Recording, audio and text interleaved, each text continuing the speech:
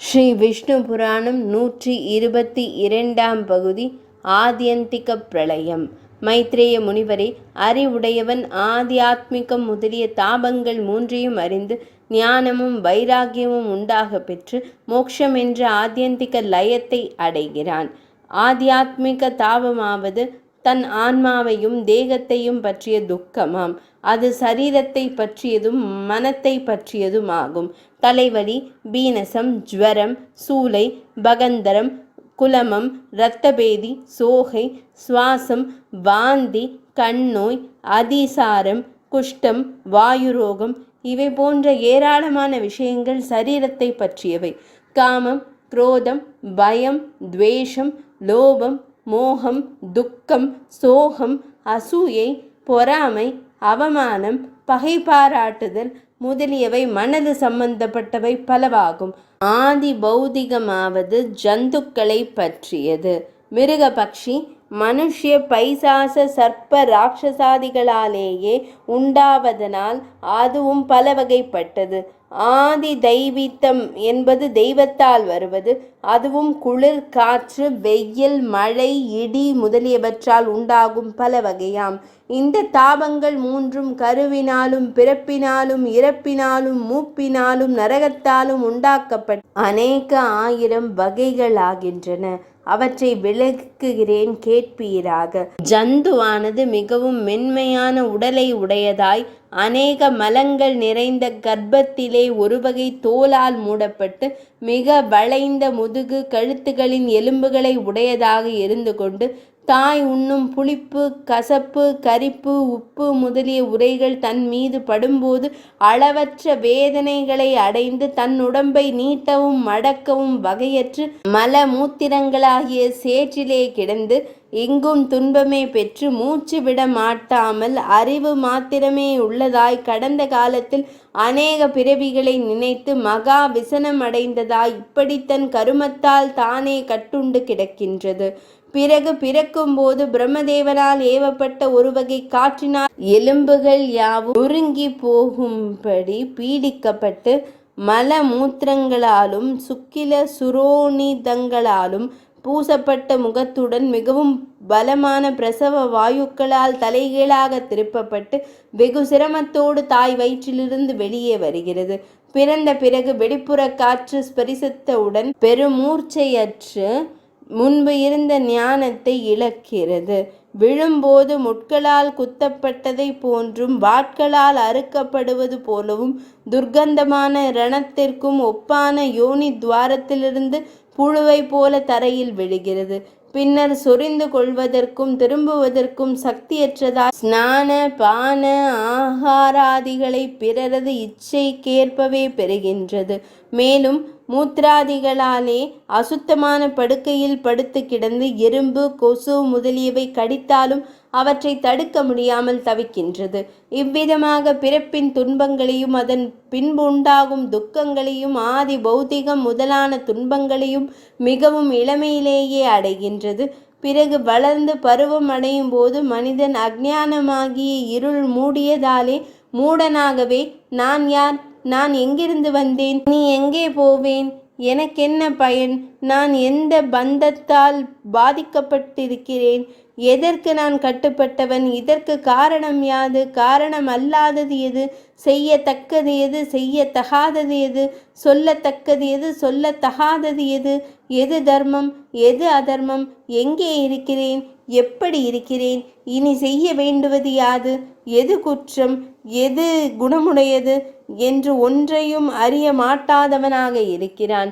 இவ்வாறு அவன் மிருகங்களைப் போல உண்பதையும் புணர்வதையுமே முக்கியமாக கொண்டு அஞ்ஞானத்தால் உண்டான அநேக துக்கங்களை அனுபவிக்கிறான். அஞ்ஞானம் என்பது தமோ குணத்தின் விகாரம். அதனாலேயே மனிதன் கெட்ட காரியங்களை செய்ய வேண்டி வருகிறது. ஆகவே வைதீக கர்மங்கள் நடப்பதில்லை. எனவே அஞ்ஞானிகளுக்கு இம்மையிலும் மறுமையிலும் துன்பம் அதிகமாகிறது. பிறகு யவ்வனத்தை தாண்டி முதுமை வரும்போது உடல் மெலிந்து கட்டு தளர்ந்து பற்கள் ஆடி உதிர்ந்து திரையும் நரையும் அதிகமாகி சற்று தூரத்தில் இருப்பதும் தெரியாதவாறு கண்ணின் கருவிழிகள் உள்ளே ஆழ்ந்து மூக்கு துவாரத்திலிருந்து மயிர்கள் உதற உடல் ஒடுங்கி எலும்புகள் எல்லாம் வெளிப்பட்டு தெரிய முதுகெலும்பு வளைய தீபனம் மந்தமாவதால் உணவு நன்றாக செல்லாமலும் செரிக்காமலும் செயல்கள் குறுக நடப்பதும் எழுவதும் படுப்பதும் கூட வருத்தமாக இருக்க காது கேளாமலும் கண்கள் தெரியாமலும் இருக்க வாயினின்று சாலை வாய் நீர் வடிந்து கொண்டிருக்க மனிதன் தவிக்கிறான். இவ்விதமாக சகல இந்திரியங்களும் ஆஸ்வாதீனப்பட்டு மரணங்கிட்டும் போது முன்பு தான் அனுபவித்தவற்றை நினைத்து உருகி கொண்டு ஒரு வார்த்தை சொல்லக்கூட மிகவும் வருத்தம் கொண்டவனாய் சுவாச காசம் உண்டாவதால் மிகுந்த ஆயாசமும் துக்கமின்மையும் உடையவனாய் இருந்திருக்கவும் நடக்கவும் அமரவும் பிறருடைய உதவி அவசியப்படுவதாலேயே வேலைக்காரர்கள் மனைவியர் பிள்ளைகள் யாவரும் அவமதிக்க ஒரு சக்தியுமின்றி உண்ணவும் உலாவவும் ஆசையுள்ளவனாய் ஊழியரும் பரிகசிக்க பந்துக்களும் வெறுப்படைய தன்னுடைய பாலிய அனுபவத்தை பூர்வ ஜென்மத்தின் அனுபவம் போல் நினைத்து மனம் வெதும்பி பெருமூச்சு விட்டு கொண்டிருக்கின்றான். இதுபோல் மூப்பில் அவன் பற்பல துக்கங்களை அனுபவித்து மரணத்தை அடைகிறான்.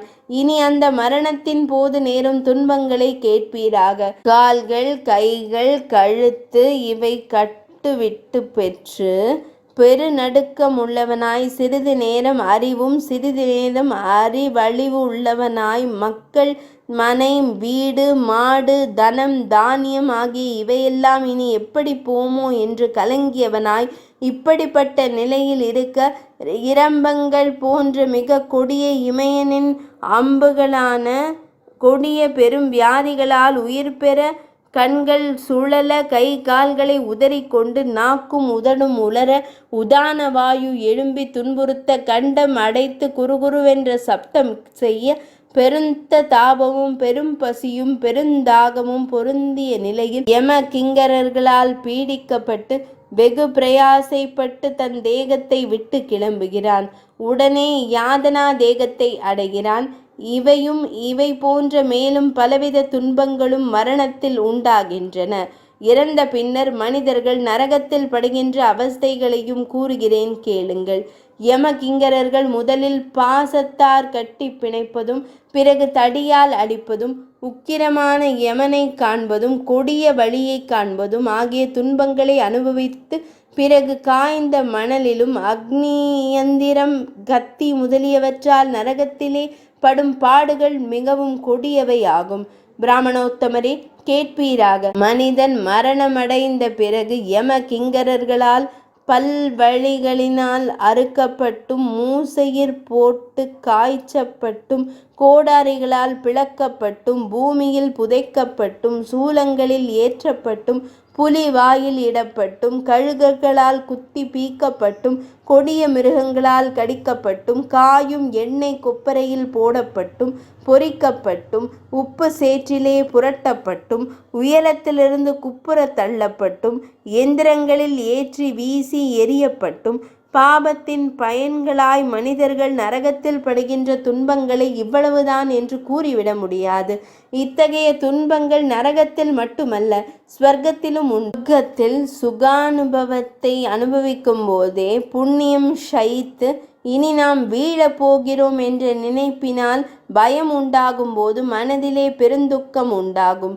இவ்விதமாக நரக துன்பங்களை அனுபவித்து மீண்டும் கர்ப்பத்தில் பிரவேசித்து மனிதன் மீண்டும் பிறக்கிறான்.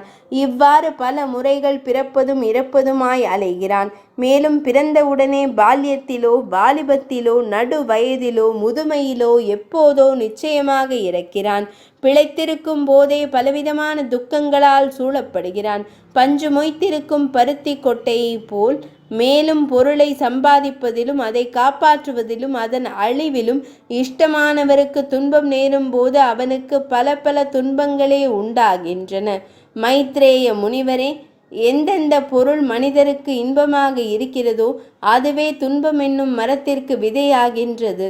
மனைவி, மக்கள், நண்பர், பொருள், வீடு, நிலம் முதலியவற்றால் எத்தனை துக்கம் உண்டாகிறதோ அந்த அளவிற்கு அவற்றால் அடையும் சுகம் இருப்பதற்கில்லை.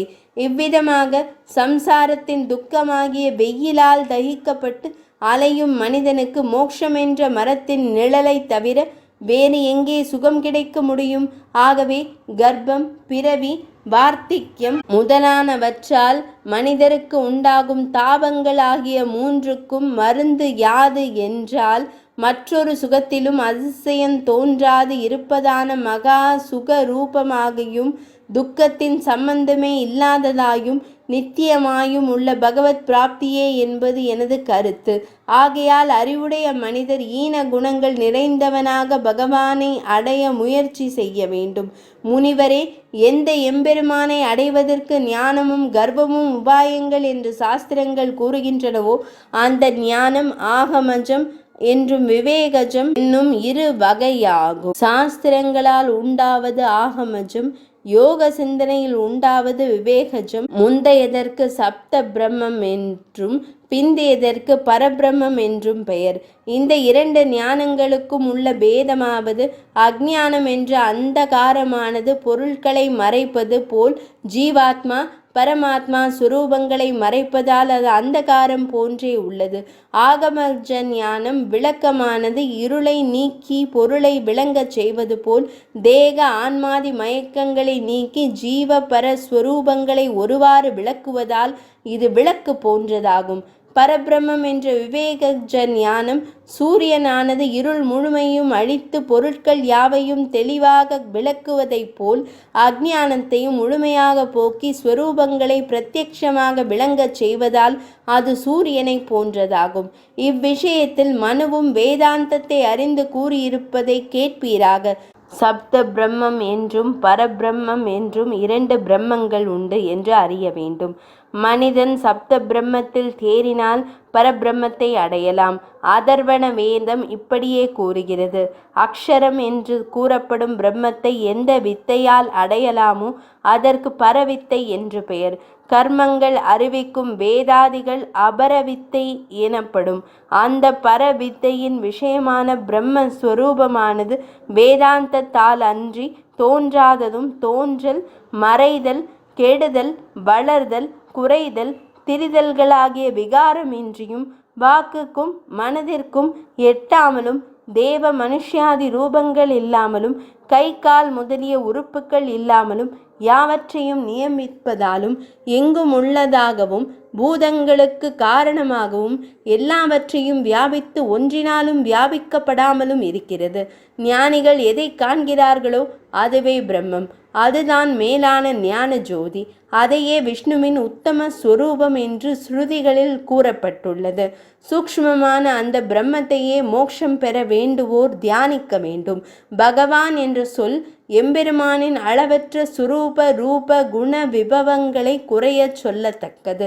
பரமாத்மாவின் தத்துவம் எதனால் விளங்குமோ அத்தகைய துவாதச அக்ஷரத்தை அங்கமாக கொண்டதே பரவித்தையாகும். மற்ற வேத பாகம் யாவும் அபரவித்தையாம். சகல ஆதாரமாகவும் சகலாதேயமாகவும் விளங்குகின்ற ஸ்ரீ விஷ்ணுவையே வாசுதேவ பதம் போதிக்கிறது. முன்பு கேசித்வஜன் என்பவரை காண்டிக்கிய ஜனகர் வினாவ அனந்தனான ஸ்ரீ வாசுதேவனுடைய திருநாமத்தை நாம் கூறியது போலவே அவரும் சொல்லி இருக்கிறார். அதை உமக்கு கூறுகிறேன். ஸ்ரீ வாசுதேவ பகவான் இயல்பினால் குற்றங்களோடு கலவாத சகல கல்யாண குண பரிபூரணன். சகல பூதங்களையும் தனது சக்தியின் ஒரு சிறிய பங்கினால் சூழ்ந்திருப்பவன்.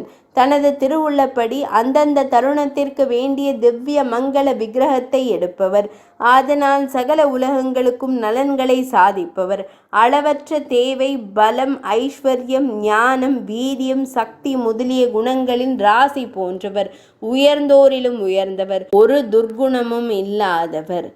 உயர்ந்தவர்களுக்கும் தாழ்ந்தவர்களுக்கும் ஈஸ்வரர். இத்தகைய எம்பெருமான் வியூக விபவாதி ரூபங்களிலாலே வியஷ்டி ரூபனாகவும் இந்த ரூபங்களால் விளங்குவதால் வியக்தனாகவும் யாவற்றையும் எல்லா காலங்களிலும் எல்லா வகையிலும் ஆள்பவராகவும் எல்லாவற்றையும் எப்போதும் தான் ஒருங்கே பிரத்யட்சமாய் காண்பவராகவும் யாவும் பொருந்தியவராகவும் சகல சக்திகளும் உள்ளவராகையால் பரமேஸ்வரன் என்ற திருநாமத்தை உடையவனாகிறார். இவ்விதமாக சகல தோஷரகிதமாய் சுத்தமாய் உத்தமமாய் என்றுமே பிரகிருதிக்கு உட்படாததாய் என்றும் ஒரு பிடிபட்டதாய் உள்ள பகவத் சுரூபமானது எதனால் அறியப்படுகிறதோ அந்த ஆகம ஞானமும் எதனாலே காணப்படுகிறதோ அந்த விவேக ஞானமும் எதனால் அடையப்படுகிறதோ அந்த பக்தி ரூபமான ஞானமே உண்மையான ஞானம் என்று கூறப்படும். இதற்கு புறம்பானதெல்லாம் அஞ்ஞானமே ஆகும். 122ஆம் பகுதி நிறைவடைந்தது.